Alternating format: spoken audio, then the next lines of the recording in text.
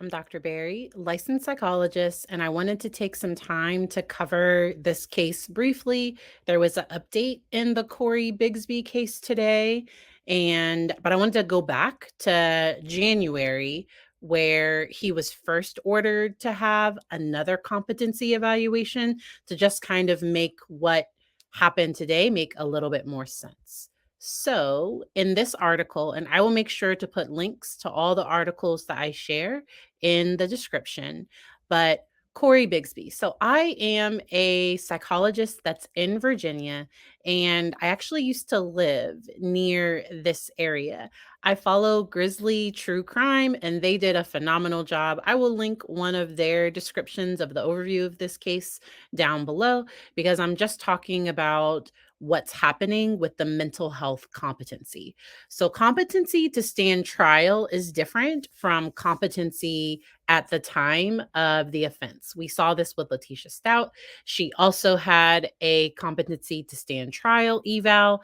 And then when she filed or pleaded not guilty by reason of insanity, they had to do a competency evaluation for the time of the event. So right now they are looking at his competency to stand trial. And it sounds like the experts have been disagreeing and they're continuing to disagree. He has since been charged with his son's death. Right now, he's been facing charges for neglect. There was significant neglect, it sounds like, where multiple children, I think the oldest was 6 years old, were left home alone. And the child had been missing for months. And he finally reported him missing. I think that was back in 2021. I could be wrong on that. But so back on January 27th of this year, a judge ordered a second competency evaluation.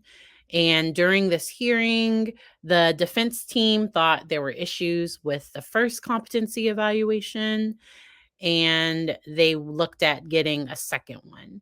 Since then, so since January, he has been at Eastern State Hospital and they have been restoring competency. So, what they do is a forensic psychologist or a licensed psychologist that works in a forensic setting, typically forensic psychologists, they meet with them to go over who's the judge, who's your lawyer, this is what you've been charged with. Like, do you understand? Just making sure that they understand how courts proceed and that they have a general, just basic understanding and can help participate in their defense.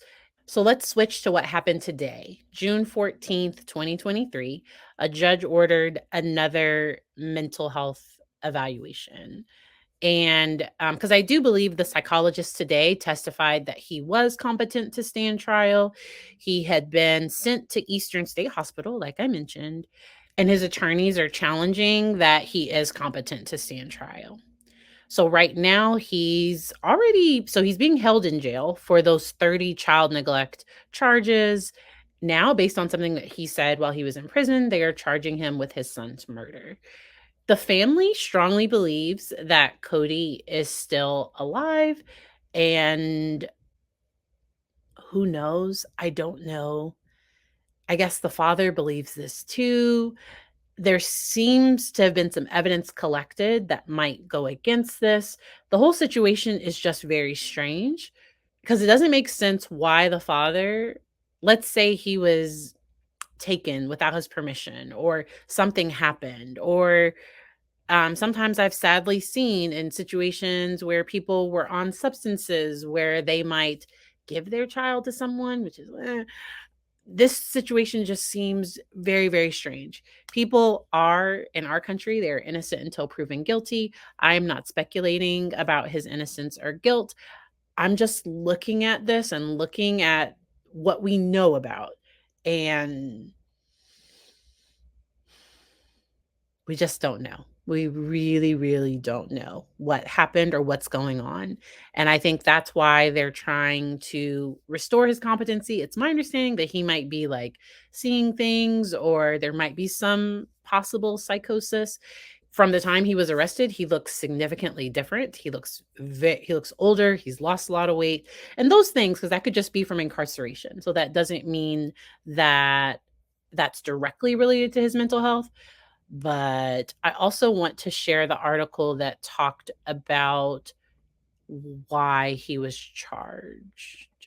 So this article goes into a jailhouse statement. I don't probably doesn't list the exact statement. I haven't read this. So I like to do reaction to these things. So I haven't read all of it, but in just looking at this, there seems to be some speculation that something that he said to a Hampton Roads regional jail corrections officer that might lead them, because they have a specific date. They have a date of when they think everything happened.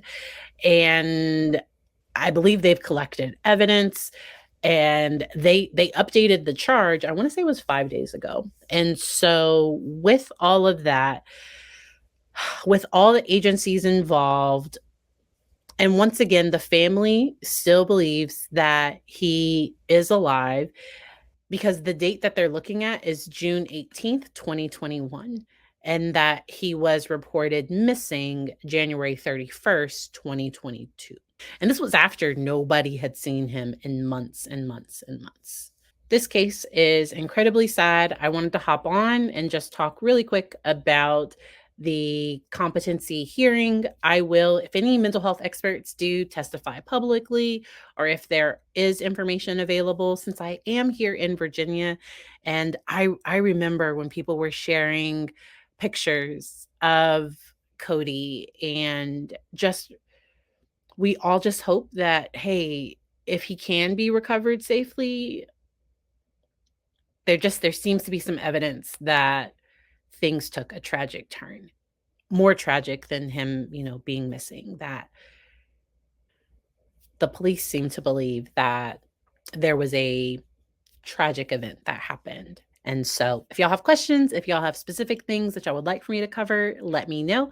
I'm going to take a little break from creating until sometime maybe next week, but I appreciate all of y'all's support, and I hope you enjoy the rest of your day.